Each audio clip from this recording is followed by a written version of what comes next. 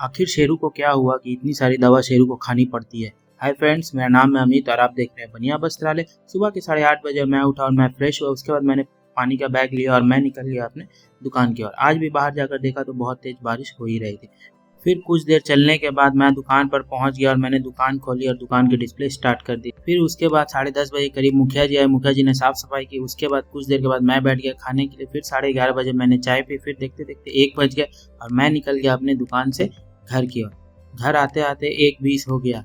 उसके बाद मैं अपने रूम में गया और शेरू के लिए दवा लाई। खाने से पहले शेरू को मुझे लीवर की 2 दवा देनी पड़ती है। उसके बाद मैंने शेरू को बेटाडाइन का लोशन लगाया।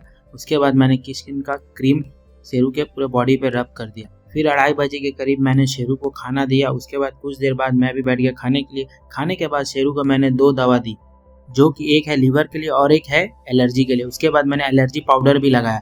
फिर देखते देखते 3:30 बज गए और मैं चला गया सोने के लिए। फिर 5 बजे करीब मैं उठा और मैं निकल गया अपने दुकान के लिए। दुकान के लिए निकल ही रहा था, फिर बारिश आ गई। उसके बाद मैं पहुंचा दुकान पर पहुंचने के बाद मैंने डिस्प्ले कंप्लीट किया। फिर 6:20 के करीब मुखिया जी आए। मुखिया जी के बाद 7 बजे करीब मैंने चाय पिया। चाय पीने के बाद देखते देखते 9 बज गए। उसके बाद मैं निकल गया दुकान से अपने घर की ओर।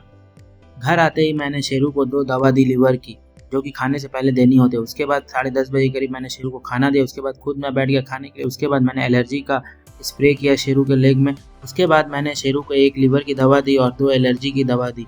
उसके बाद शेरू को शुगर की भी मैंने सिरप पिलाई।